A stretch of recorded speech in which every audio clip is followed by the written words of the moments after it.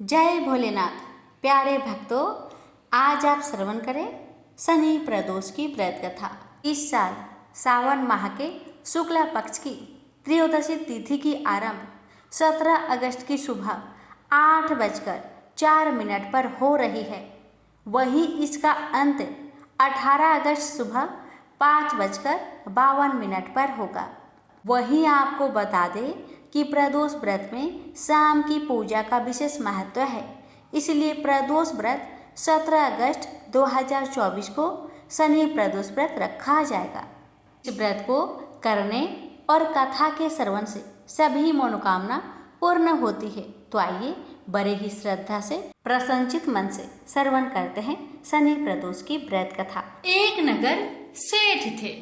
सेठ जी के घर में हर प्रकार की सुख सुविधाएं थी, लेकिन संतान नहीं होने के कारण सेठ और सेठानी हमेशा दुखी रहते थे। काफी सोच विचार करके सेठ जी ने अपना काम नौकरों को सौंप दिया और खुद सेठानी के साथ तीर्थ यात्रा पर निकल पड़े। अपने नगर से बाहर निकलने पर उन्हें एक साधु मिले जो ध्यान मग्न बैठे थे। सेठ जी ने सोचा क्यों ना साधु से आशीर्वाद लेकर आगे की यात्रा की जाए। सेठ और सेठानी साधु के निकट बैठ गए। साधु ने जब आंखें खोली तो उन्हें ज्ञात हुआ कि सेठ और सेठानी काफी समय से आशीर्वाद की प्रतीक्षा में बैठे हैं। साधु ने सेठ और सेठानी से कहा कि मैं तुम्हारा दुख जानता हूँ, तुम शनि प्रदोष व्रत करो, इससे तुम्हें संतान सुख प्राप्त होगा। साधु ने सेठ सेठानी को प्रदोष व्रत की विधि भी बताई और शंकर भगवान की निम्न वंदना बताई। हे रुद्रदेव शिव नमस्कार, शिव शंकर जगगुरु नमस्कार, हे नीलकंठ सूर्य नमस्कार, शशि मौली चंद्र सुख नमस्कार, हे उमाकांत सुधी नमस्कार, उग्रत्व रूप मन नमस्कार, ईशान ईश प्रभु नमस्कार, विश्वेश्वर प्रभु शिव नमस्कार। दोनों साधु से आशीर्वाद लेकर तीर्थ यात्रा के लिए आगे चल पड़े। तीर्थ यात्रा से लौटने के बाद सेठ और सेठानी ने मिलकर शनि प्रदोष व्रत किया, जिसके प्रभाव से उनके घर एक सुंदर पुत्र का जन्म हुआ और खुशियों से उनका जीवन भर गया। प्रेम से बोलिए उमापति शंकर भगवान की जय, शनि महाराज की जय। स्कंद पुराण में वर्णित एक कथा के अनुसार प्राचीन काल में एक विधवा ब्राह्मणी अपने पुत्र को लेकर भिक्षा लेने जाती थी और संध्या को लौटती थी। एक दिन जब वह भिक्षा लेकर लौट रही थी तो उसे नदी किनारे एक सुंदर बालक दिखाई दिया जो विदर्भ देश का राजकुमार धर्मगुप्त था। शत्रुओं ने उसके पिता को मारकर उसका राज्य हड़प लिया था। उसकी माता की भी मृत्यु अकाल हुई थी। ब्राह्मणी को उस बालक को देखकर बहुत दया आई और उसने उस बालक को अपना लिया और उसका पालन पोषण किया। कुछ समय पश्चात ब्राह्मणी दोनों बालक के साथ देवयोग से देव मंदिर में गई। वहां उनकी भेंट ऋषि सांडलिया से हुई।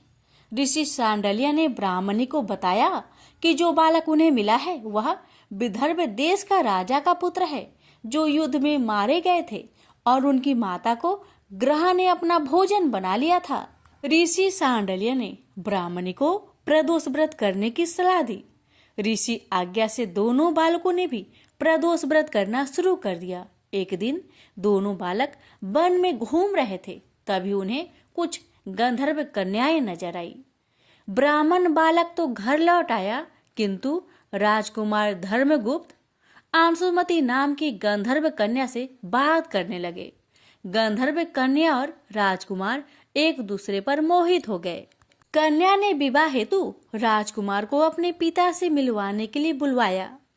दूसरे दिन जब वह पुनः गंधर्व कन्या से मिलने आया तो गंधर्व कन्या के पिता ने बताया कि वह विदर्भ देश का राजकुमार है।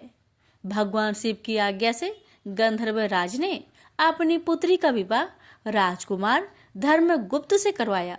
इसके बाद राजकुमार धर्मगुप्त ने गंधर्व सेना की सहायता से विदर्भ देश पर पुनः आधिपत्य प्राप्त किया। यह सब ब्राह्मणी और राजकुमार धर्मगुप्त के प्रदोष व्रत करने का फल था। स्कंद पुराण के अनुसार जो भक्त प्रदोष व्रत के दिन शिव पूजा के बाद एकाग्र होकर प्रदोष व्रत कथा सुनता या पढ़ता है, उसे 100 जन्मों तक कभी दरिद्रता नहीं होती। प्रेम से बोलिए उमापति शंकर भगवान की जय। एक समय की बात है कि बहुत वर्ष पूर्व ऋषि मुनि भगवान को पाने के लिए कठोर तपस्या करते थे। यह तपस्या कैसी रहती थी? एक पांव पर खड़े होकर नमस्कार की मुद्रा में भगवान का नाम जप करना, पानी में नमस्कार की मुद्रा में खड़े रहकर अखंड भगवान का नाम जप करना, हिमालय जैसे पर्वत पर जाकर अंत ठंड में एक ही जगह अनेक वर्ष तक बैठकर नाम जप करना, इस प्रकार तपस्या की जाती थी। तपस्या के समय न कुछ खाया जाता था न ही पिया जाता था। इसी प्रकार कठोर तपस्या करने के बाद भगवान भक्त पर प्रसन्न होकर उन्हें आशीर्वाद देते थे। इसी प्रकार भगवान शंकर को पति रूप में पाने के लिए माता पार्वती कठोर तपस्या कर रही थी। तपस्या के समय वह भगवान के चिंतन में ध्यान मग्न बैठी थी। उनकी तपस्या पूर्ण होने ही वाली थी कि उसी समय उन्हें एक बालक के डूबने की चीख सुनाई दी। माता तुरंत उठकर वहां पहुंची। उन्होंने देखा एक मगरमच्छ बालक को पानी के अंदर खींच रहा है। वह बालक अपने प्राण बचाने के लिए बहुत प्रयास कर रहा था तथा मगरमच्छ उसे खाने का प्रयास कर रहा था। अंततः करुणामयी माता पार्वती को बालक पर दया आई। माता ने मगरमच्छ से निवेदन करते हुए कहा, बालक को छोड़ दो, इसे आहार न बनाओ। उस पर मगरमच्छ बोला, माता यह मेरा आहार है। मुझे हर छठे दिन भूख मिटाने के लिए जो पहले मिलता है वह मेरा आहार होता है। मेरा आहार ब्रह्मा ने निश्चित किया है। माता पार्वती ने फिर कहा, आप इसे छोड़ दो, मैं इसके बदले अपनी तपस्या का फल आपको दूंगी। पार्वती माता ने बालक के प्राणों की रक्षा के लिए अपनी कठोर तपस्या का फल दांव पर लगाया। मगरमच्छ ने भी उसे स्वीकार किया।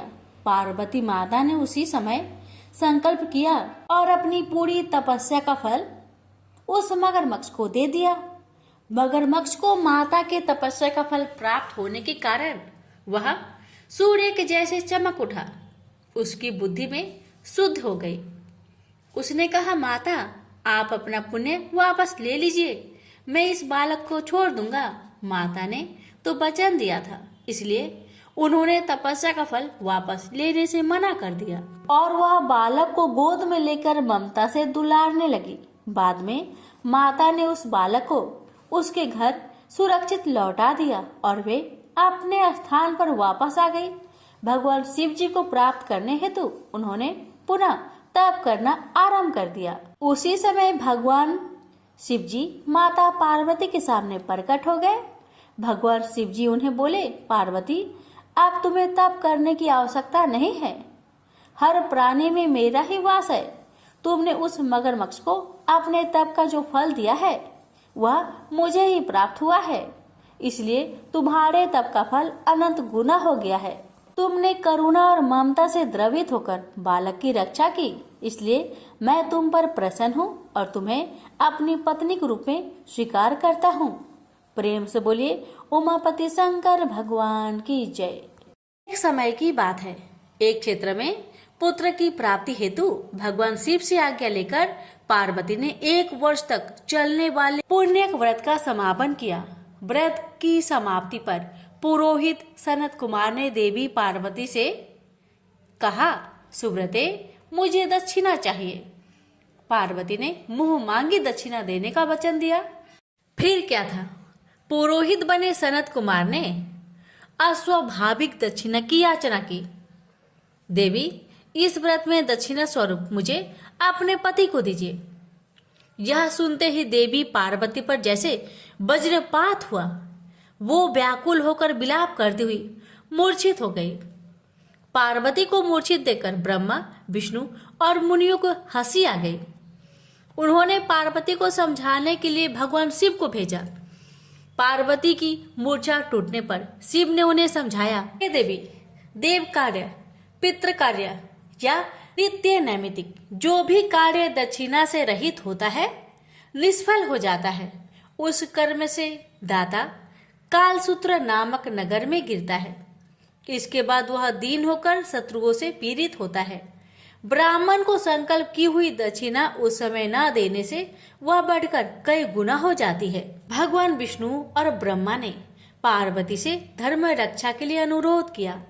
धर्म ने भी समझाया, देवताओं ने भी कहा, मुनियों ने भी दक्षिणा देने की प्रेरणा दी, फिर भी पार्वती चुप रही। तब सनत कुमार ने कहा, हे शिवे, या तो आप मुझे दक्षिणा में अपने पति को प्रदान कीजिए या अपने दीर्घकालीन कठोर तप का फल भी त्याग दीजिए। इस महान कर्म की दक्षिणा न मिलने पर मैं इस दुर्लभ कठोर व्रत का फल ही नहीं, आपके समस्त कर्मों का फल भी प्राप्त कर लूंगा।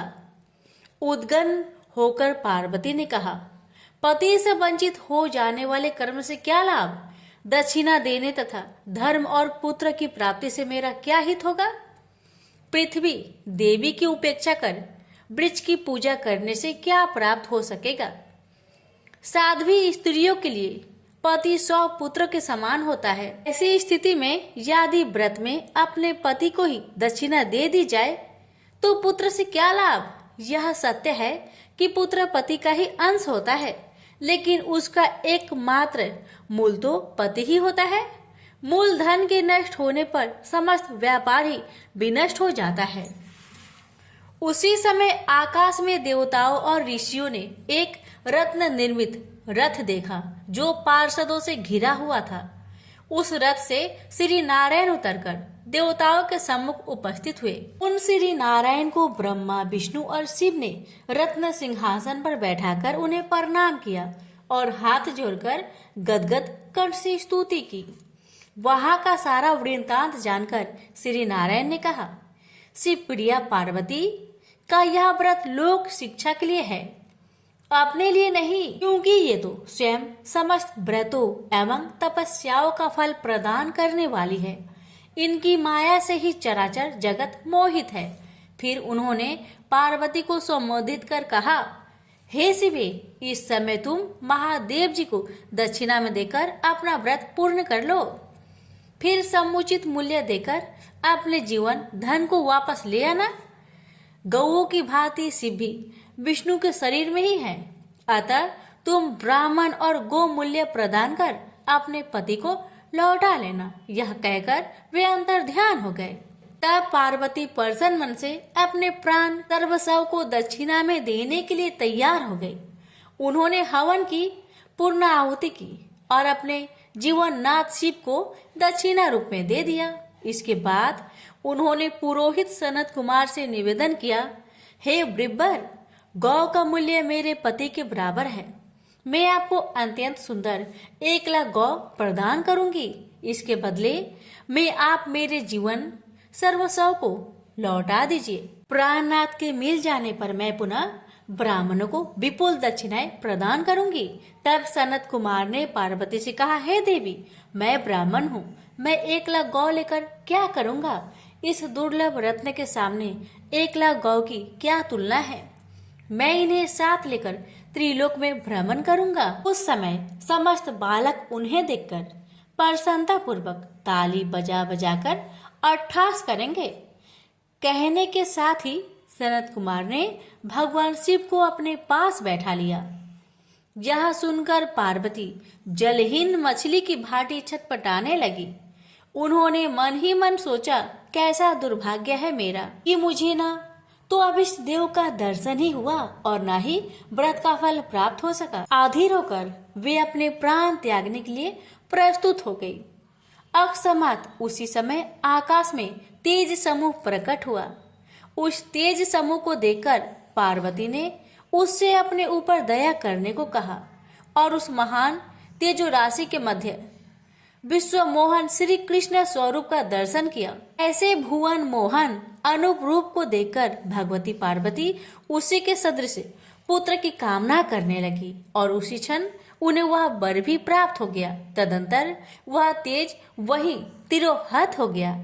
तब देवताओं ने ब्रह्मा पुत्र सनत कुमार को समझाया। सनत कुमार ने दिगंबर शिव को उनकी प्राणेश्वरी पार्वती को लौटा दिया। तो प्रेम से बोलिए उमापति शंकर भगवान की जय।